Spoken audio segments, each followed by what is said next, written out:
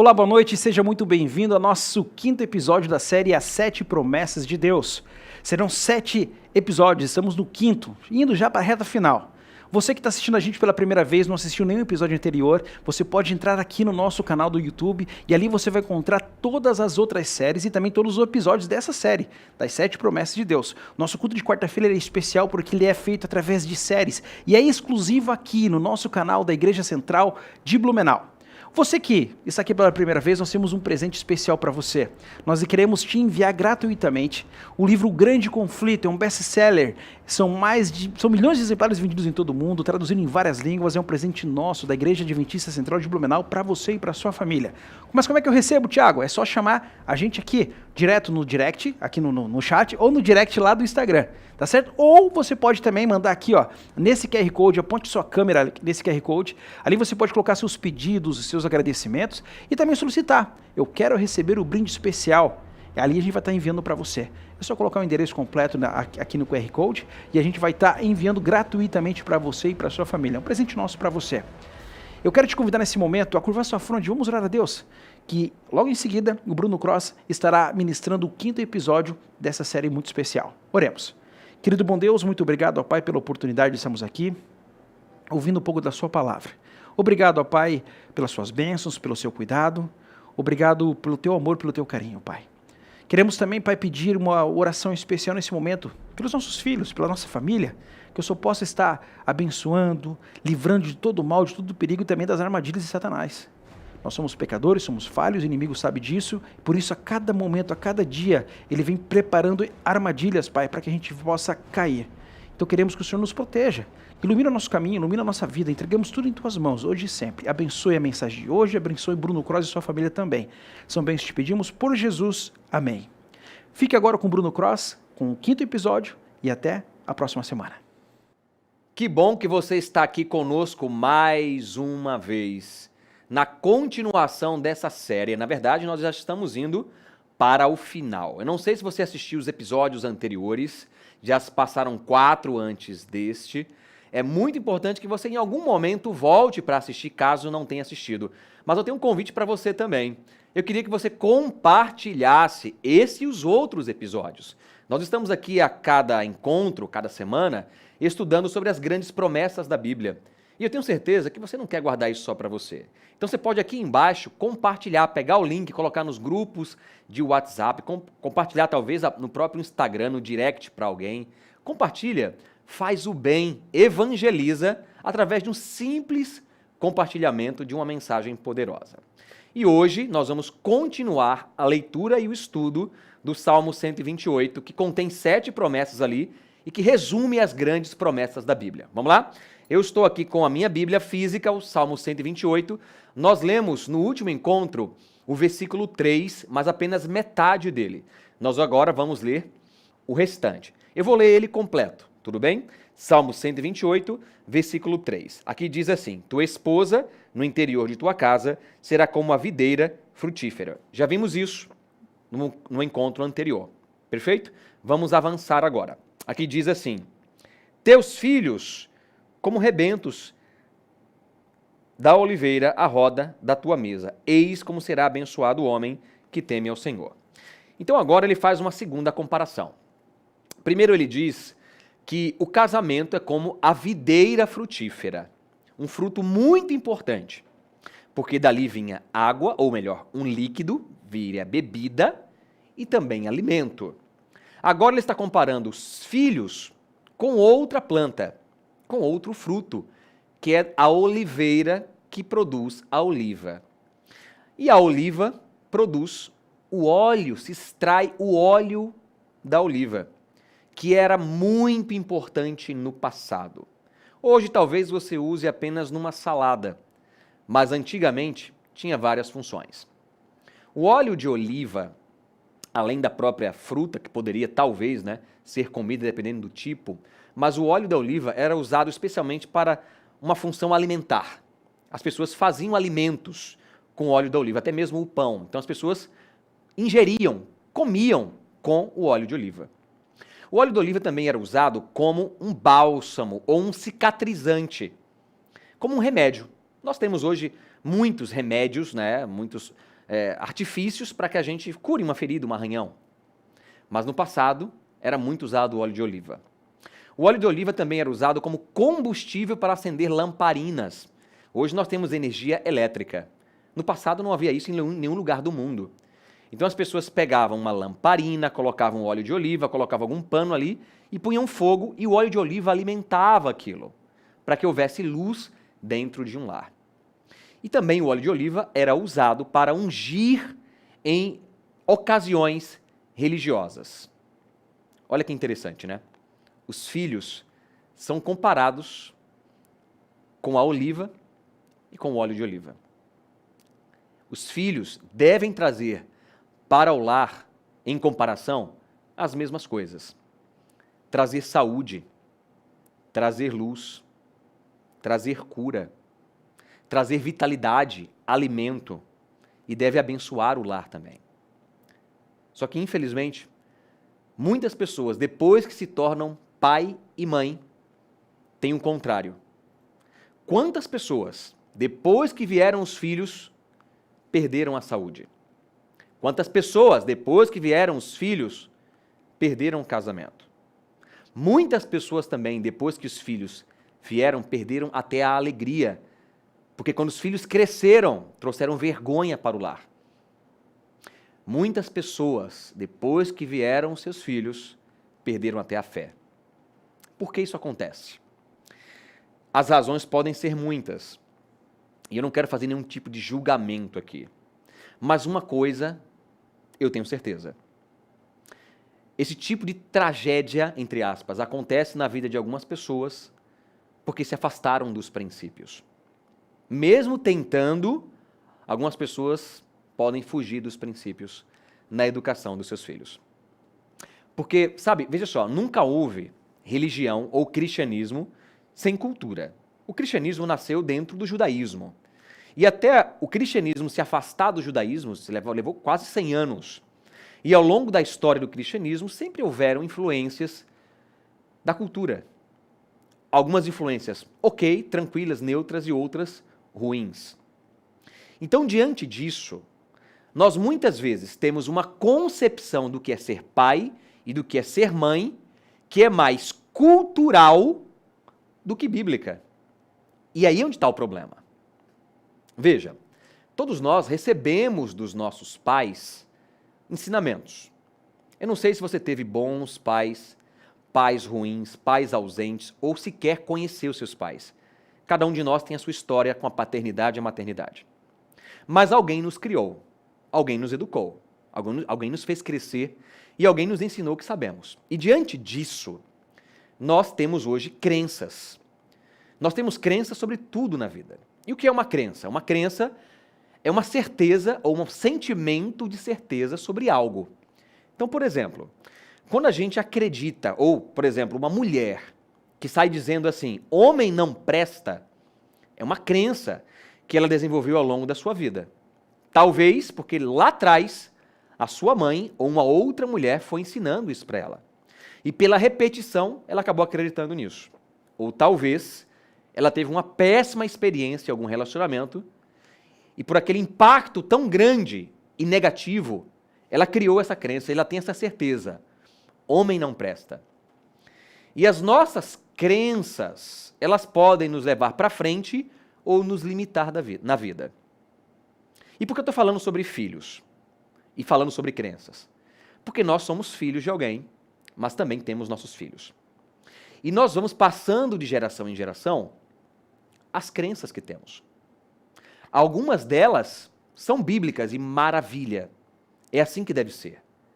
Mas outras são culturais. E por serem culturais, a gente precisa analisar se elas estão em harmonia com a Bíblia ou não. Quando um homem, por exemplo, diz, mulher é tudo complicada, essa é uma crença bíblica? É óbvio que não. Mas que muitas pessoas acreditam nisso. E levam isso para dentro do casamento e vão eternizar isso dentro da posteridade, nos filhos. Isto é, eu vou transmitir para as minhas filhas aquilo que eu aprendi. E eu aprendi isso com os meus pais. Meus pais me ensinaram, eu ensino para as minhas filhas tendem a ensinar a mesma coisa para os filhos delas. Então, geração após geração, nós vamos reproduzindo as mesmas crenças. E nós somos, cristãos, minhas filhas estão sendo criadas desse caminho, e é claro que eu e você, que somos cristãos, estamos aprendendo muita coisa da Bíblia e transmitindo isso para os filhos. Mas para pensar um pouco se não existem palavras, conceitos, certas ideologias que nós estamos ensinando para os filhos e que não são bíblicas. E aí é onde mora o perigo. Veja só, vou dar um exemplo aqui, até meio visceral, mas vai ficar mais claro para você entender. Eu conheci um homem no estado do Espírito Santo, que ele era cristão, e todos os dias de manhã, às 5 da manhã, ele acordava suas 2 filhas para fazer oração, para fazer o culto familiar. O culto familiar durava 1 hora, tinha que cantar muitas músicas, as crianças, elas não aguentavam aquilo, porque além de ser muito cedo e estarem cansadas, era muito longo o culto. E à medida que as crianças foram crescendo, ele foi obrigando para que as crianças, entre aspas, gostassem daquilo. E chegou um momento que elas não queriam mais saber daquilo e abandonaram a fé. Eu sei que talvez esse exemplo não seja a realidade de todos nós, ele é meio exagerado, mas pensa comigo qual era a crença daquele homem. Eu tenho que colocar nas minhas filhas, empurrar na cabeça delas de maneira que seja obrigada, Jesus. Eu tenho que martelar na cabeça delas. E elas não têm escolha, só que a coisa não é assim. Veja, é óbvio que a gente tem que ensinar as crianças a nossa fé. Todos os dias pela manhã a gente faz culto familiar em casa. Mas como são crianças que estão no nosso lar, ele tem que ser curto, tem que ser divertido, porque é para criança. Compreende? Não, mas tem que ser para mim. Então, para mim, eu faço sozinho. A minha esposa faz sozinho dela. Mas para criança, tem que ter um jeitinho de criança e não pode durar 1 hora. Então, mesmo bem intencionados, nós podemos falhar. E por que eu estou comparando isso com cultura?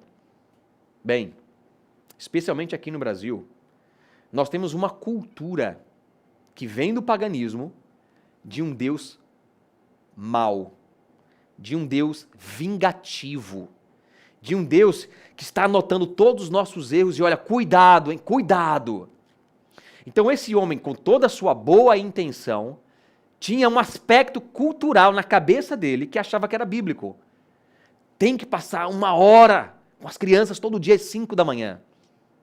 Ele importou da cultura um Deus vingativo, um Deus cruel, louco para talvez cancelar as pessoas, não salvá-las, que precisa ser obedecido estritamente. Ele trouxe um aspecto todo cultural medieval, pagão, que existe ainda na cabeça de algumas pessoas e até dentro de religiões.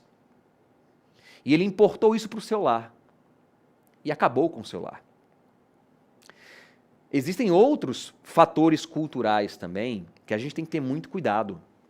E um deles é o feminismo. É óbvio que esses movimentos sociais, em algum momento, trouxeram, possivelmente, algum benefício para as mulheres, mas foi no passado. Hoje, movimentos como esses, como eu falei no episódio anterior, enfraquecem o homem e brutalizam as mulheres. E aí é possível, por exemplo, a mulher está casada com um homem que não vai na igreja, ou que é negligente, ou que se separou, e essa mulher implementa na cabeça dos filhos, especialmente das suas filhas, ideias que não são bíblicas, mas que parecem ser. Então a gente tem que ter muito cuidado com o que ensinamos para os nossos filhos. E o que nós devemos mais ensinar, sem dúvida, é a Bíblia. Gente, não vamos complicar aqui. Ensinar a Bíblia para a criança é na linguagem da criança, é rapidinho, é divertido, é variado, é criativo. Mas, Bruno, eu não sou criativo, eu não sou criativa, eu não sei lidar com criança, eu sou pai, eu sou mãe hoje. Amigo e amiga, quer um conselho bem simples? Seja simples. Quanto mais simples, melhor. Mas, Bruno, como é que eu concilio? Você falou de criatividade? Criatividade não é simples? Claro que é simples. E nós temos um privilégio. A nossa igreja, Igreja Adventista do Sétimo Dia, tem muitos materiais para auxiliar você na educação dos seus filhos. Eu não sei se quem está nos assistindo aqui, todos são adventistas. Se você não é, procure um adventista e descubra que existem muitos e muitos materiais gravados, impressos, até gratuitos na internet, como por exemplo no YouTube, para ajudar você a educar seus filhos. Sejam músicas, historinhas para as crianças, e músicas e historinhas não só sobre religião, mas educativas, ensinando essas crianças a se alimentar melhor, a não comer bobagem, não andar com más companhias, não falar coisas feias como palavrões. Olha quanta coisa legal. Nós temos muito material e nós precisamos usar esses materiais. Mas a principal mensagem que eu tenho para você aqui é a seguinte: os nossos filhos devem ser uma grande bênção dentro do nosso lar. É muito divertido ter uma criança pequena em casa, um bebezinho, que um dia vai deixar de ser bebê, vai crescer, vai namorar, vai para fora de casa, vai adultecer. E em todas essas fases é importante que você aproveite-as. Nós teremos o último encontro dessa série, o sétimo, vamos falar um pouco mais sobre isso, tá bom? Vou guardar isso por enquanto. Mas a mensagem principal desse encontro aqui, dessa série, é que os nossos filhos são presentes que Deus nos dá. E esses presentes precisam ser devolvidos para Deus. Então, a educação que eu dou para minhas filhas e que você deve dar para seus filhos deve ser principalmente, não estritamente, mas principalmente sobre Jesus. Além de um casamento muito feliz, e vimos isso no episódio anterior, o maior legado para os nossos filhos é ensiná-los a amar profundamente a Deus. Eu e minha esposa não temos um casamento perfeito, ele é feliz, mas ele não é perfeito. Mas quando as minhas filhas nos veem lendo a Bíblia, orando juntos, ou sozinhos, ajoelhados ao pé da cama, eu tenho certeza que esse é o maior sermão que nós podemos ensinar para elas. É o exemplo. Então nós precisamos ser exemplo para os nossos filhos. E quando eu falo isso, talvez você sinta um peso da responsabilidade. Bem, é para sentir mesmo. Veja só, Deus nos torna líderes, porque ao liderar pessoas, nós abençoamos outras pessoas, mas nós também somos abençoados, porque nós somos, entre aspas, forçados a avançar na vida. E ser pai e ser mãe é ser líder de vidas que Deus nos confiou. Então, esse peso, ele na verdade é um jugo suave, mas ele deve nos levar para frente. É óbvio que eu devo me preocupar com a salvação das minhas filhas, e você com os seus filhos. E isso deve levar você e a mim a avançar, não a recuar, mas a olhar e falar, eu preciso realmente ser um grande exemplo dentro de casa. Eu preciso salvar o meu casamento, ter uma comunicação melhor, ser mais feliz. Eu preciso prover melhor para os meus filhos. Eu preciso passar mais tempo com eles. Eu preciso controlar a língua, a fala. Eu preciso ser mais sábio, mais paciente. Tudo isso, você percebe, é para o bem dos nossos filhos, mas para o nosso bem também. É para nós e toda a família sermos pessoas mais parecidas com Jesus.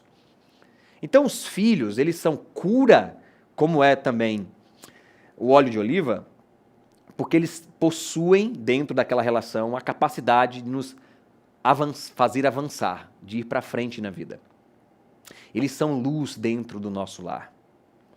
Eles podem nos ajudar a nos aproximarmos de Jesus. E é assim que deve ser. E eu queria ir para o final dessa mensagem desafiando você a ser um pai e uma mãe melhor. Já dei o principal conselho no episódio anterior. Como é que você é um pai e uma mãe melhor? Tendo um casamento feliz. Um casamento verdadeiramente cristão. Mas além disso, de maneira intencional, isto é, eu penso que quero fazer isso, eu planejo fazer isso e eu faço. É com intenção. Eu tenho que ter intenção de educar meus filhos nos caminhos do Senhor, mas também educá-los para terem uma vida feliz aqui na terra. Ensinar meus filhos a gostarem de leitura, de boas músicas, de boas companhias, de boas conversações, gostarem da igreja. E, aliás, como é que eu faço meus filhos gostarem da igreja? Levando-os para a igreja. Olha que conselho importante. Nem fazia parte, talvez, da mensagem aqui, não vim programado para falar isso, mas deixa eu falar para você. Olha só. Na nossa igreja existem 2 clubes, parecido com escoteiros, que chama-se Clube de Desbravadores e de Aventureiros. Os aventureiros é para crianças de 6 a 9 anos. E dos 10 aos 16 anos, o Clube de Desbravadores. Parecido ali com os escoteiros. Olha que interessante. Já vi muitos pais e mães, quando os filhos aprontam, eu não sei como são os seus filhos, tá? Minhas filhas aprontam, tá bom? São crianças comuns, como todas. Aí os pais querem colocar os filhos de disciplina, ou uma palavra feia, né? Colocar de castigo. Aí falam assim, você não vai pro desbravador não, tá? Você não vai pro coral essa semana não, tá? Não vai cantar na igreja não, tá? Sabe o que os pais estão fazendo? O filho está doente e está tirando da boca dele o remédio. A igreja é um grande remédio para educar a criança. Aí o pai fala o seguinte, você não vai para a igreja não. Olha que coisa absurda. Está tirando a solução. Você quer disciplinar seu filho? Busque um outro caminho, mas não envolva a igreja e as coisas de Deus nisso. Tira outras coisas, mas nunca tire isso. Por quê? Porque a criança que está na sua casa, ou as crianças, precisam aprender a amar a igreja. E ela tem que passar tempo ali para amar. Para ela amar a igreja, ela não pode ouvir críticas dentro de casa. Crítica à igreja, ou ao sermão, ou aos líderes, ou ao pastor. A criança só vai amar a igreja quando você dá um exemplo e busca também amar a igreja. E acima de tudo, não amar apenas a igreja, mas amar o Deus da igreja. Amigo e amiga, de maneira bem direta com você, para educar bem seus filhos, a melhor forma é você e eu nos aproximarmos mais de Deus. Quanto mais a gente se aproxima de Deus, mais podemos levar nossos filhos para lá. É claro, deve haver uma intenção. Já vi muita gente que é muito consagrada, muito dedicada à igreja, muito dedicada a Deus e perdem seus filhos. Já vi muito isso acontecer. Tem que haver uma intencionalidade, já falei disso. Mas não adianta ter intencionalidade se você e eu não estamos próximos de Deus. Aí nós vamos levá-los para onde? Nós seremos guias cegos. Vamos levá-los para a perdição. Só que os nossos filhos, esse grande presente que Deus nos dá, precisam aprender a amar a Jesus profundamente. Então, diante de nós, há uma obrigação. Nós também temos que aprender a amar profundamente ao nosso Deus. E dessa forma, nós teremos uma família muito linda. O episódio anterior, junto a esse episódio, são sobre família, que é, sem dúvida, a coisa mais linda da terra. Que Deus abençoe muito a sua família, que ela seja próspera, abençoada e muito próxima de Deus. Até o próximo episódio.